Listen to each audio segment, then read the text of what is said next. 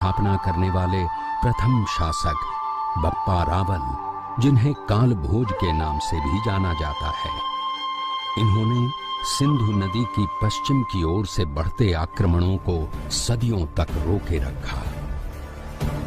इन्हीं के वंशज महाराणा कुंभा हुए, जिन्होंने अपने शासनकाल में 33 किलों का निर्माण करवाया, जिनमें विश्व प्रसिद्ध कुंभलगढ़ और चित्तौड़गढ़ का विजय स्तंभ मुख्य हैं। इसी राजवंश में एक और महाप्रतापी राजा राणा सांगा हुए, जिनका साम्राज्य अफगानिस्तान तक फैला था, जिनका जीवन चरित्र शौर्यपूर्ण गाथाओं, त्याग और बलिदान से भरा है।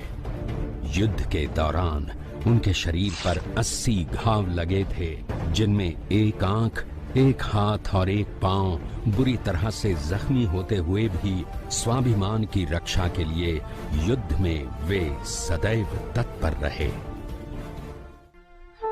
पराक्रम और बलिदान की इस गाथा में एक नाम पन्नाधाय भी है, जो कि एक गुर्जर जाति की धाय मां थीं, जिन्होंने अपने पुत्र चंदन का बलिदान देकर राणा उदय सिंह की रक्षा की, जिनके पुत्र महाराणा प्रताप हुए।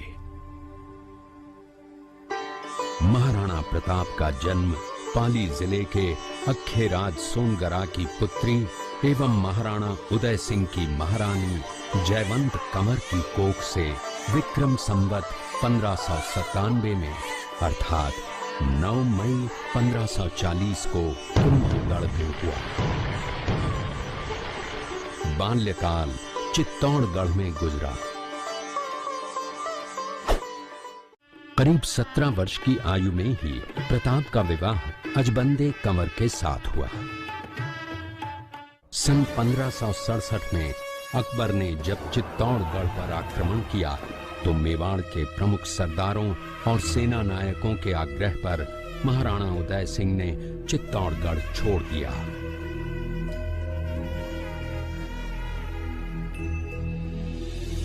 मुगलों के प्रति उनमें घृणा के भाव जागृत हो गए। अपने देश, कुल, गौरव और मातृभूमि की मर्यादा के लिए प्राण न्योछावर करने वाले योद्धाओं और ललनाओं से प्रताप ने न केवल सीख ली, बल्कि ये घटना उनके जीवन का आधार बन गई।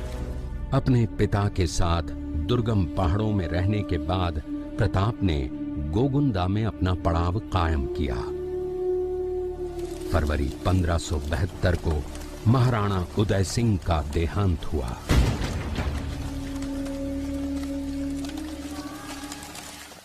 प्रताप की ज्येष्ठता और योग्यता को ध्यान में रखते हुए सरदारों ने उनको राजगद्दी पर आसीन किया।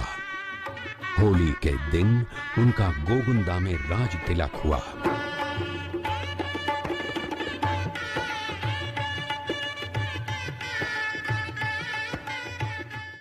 उस समय तक लगभग सभी राजाओं ने मुगल सम्राट अकबर की अधीनता स्वीकार कर ली थी। एकमात्र महाराणा प्रताप ने अपना मस्तक अकबर के आगे नहीं झुकाया। अपनी स्वाधीनता और सार्वभौमिकता के अधिकार को सर्वोपरि माना। अपने दृढ़ निश्चय का परिणाम प्रताप अच्छी तरह जानते थे। प्रताप मुगलों से लोहा लेने की तैयारी में जी जान से जुट गए। 18 जून 1576 की सुबह हल्दी घाटी और खमनोर के मध्य एक मैदान में ऐतिहासिक युद्ध हुआ, जो बाद में रक्त तलाई के नाम से जाना गया। महाराणा प्रताप की सेना गोगुंदा से हल्दी घाटी पहुंची, जबकि सेनापति मानसिंह के नेतृत्व में मुगल सेना ने हल्दी घाटी के ठीक नीचे मैदान में अपना मोर्चा जमाया। मुगल सेना के हरावल दस्ते द्वारा घाटी में घुसपैठ करने के प्रयास की प्रतिक्रिया स्वरूप महाराणा प्रताप की सेना मुगलों पर टूट पड़ी। प्रताप के हरावल सैन्य दलों का नेतृत्व पठान हाकिम खां सूर कर रहे थे। भीलू राणा, जो राणा पूंजा के नाम से भी जाने जाते हैं, उनके नेतृत्व में भील आदिवासियों ने गोरिल्ला पद्धति से युद्ध करते हुए मुगलों के छक्के छुड़ा दिए। देखते ही देखते शाही सेना में खलबली मच गई। रक्त तलाई घोड़ों की टापों, हाथियों की चिंगारों और तलवारों की झनकारों से गूंज उठी। चारों तरफ हाहाकार मच गया।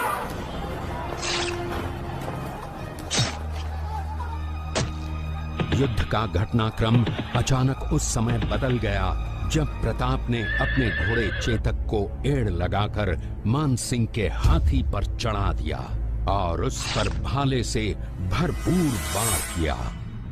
मानसिंह हौदे में दुबक गया। हाथी से उतरते समय चेतक की एक टांग कट गई। इस स्थिति को भांपकर महाराणा प्रताप के हमशक्ल सेनापति झालामान ने महाराणा प्रताप से आज्ञा लेकर उनका राजमुकुट धारण किया।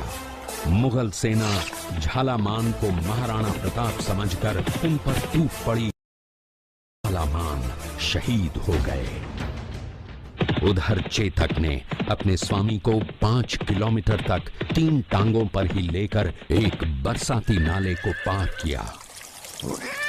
उसके पश्चात उसके प्राण पखेरु उड़ गए। इस युद्ध से महाराणा प्रताप के मन पर गहरा प्रभाव पड़ा।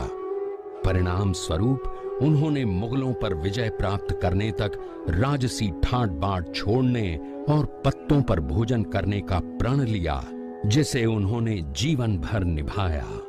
महाराणा प्रताप ने अपना सैन्य बल बढ़ाकर सर्वप्रथम अरावली पर्वत की घाटियों में बसे दिवेर पर चढ़ाई कर विजय प्राप्त की। इसके बाद कुंभलगढ़ पर भी विजय प्राप्त की। सिर्फ चित्तौड़गढ़ को छोड़कर सारे मेवाड़ को अपने अधीन कर लिया। कालांतर में महाराणा ने चावंड में अपनी राजधानी स्थापित की।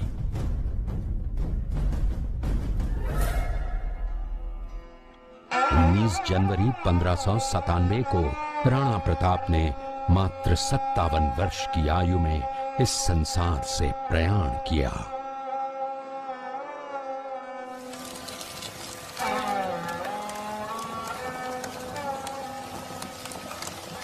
हल्दी घाटी का युद्ध एक सांप्रदायिक युद्ध न होकर आत्मसम्मान, मातृभूमि की स्वतंत्रता व स्वाधीनता का संघर्ष था। इसका प्रमाण ये है कि जहां पर अकबर की सेना के सेनापति जयपुर के राजा मानसिंह थे, वहीं पर महाराणा प्रताप की सेना के सेनापति काबुल के हाकिम खां सूर थे। महाराणा प्रताप स्वतंत्रता की वेदी पर एक ऐसा अंगारा था जो आत्मसम्मान व देश गौरव के लिए दिन रात जलता रहा, धधकता रहा और अंत में बुझकर भी उसने देश में ऐसा लौह भर दिया जिसकी प्रखर किरणों ने भारत माता को गुलामी की जंजीरों से मुक्त कराने के लिए सदा प्रेरित किया।